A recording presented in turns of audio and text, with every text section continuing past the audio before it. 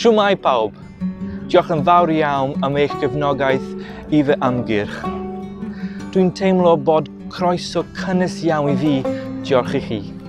Mewn 3 diwrnod, chawpwch chi godi 75% o fy nod.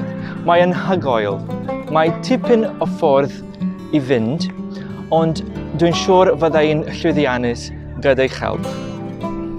Ddoe oedd Diwrnod Ieithoedd Ewrop, felly dwi'n falch o ddathlu amrywiaeth ieithyddol ym Mrydain.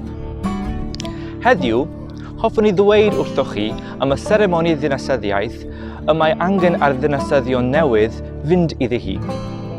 Yn ystod y seremoni, bydd rhaid I fi addo fy nhengarwch i'r Deyrnas Unedig. Wrth gwrs, bydda i'n addo yn Gymraeg. Dyma mae beth angen dweud. Rodda fy nhengarwch i'r Deyrnas Unedig ac fe barchaf ei hawliau a'i rhyddidau.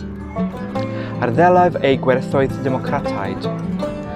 Glynaf yn ffyddlon wrth ei hyfreithiau a hyflawnaf fy nylyswyddau am rhywmedigaethau fel dynesydd Prydeinig. Diolch yn fawr am eich help yn y dansydd olaf hwn o'r amgyrch, a Diwrnod Ieithoedd Ewrop hapus I chi. Hwyl!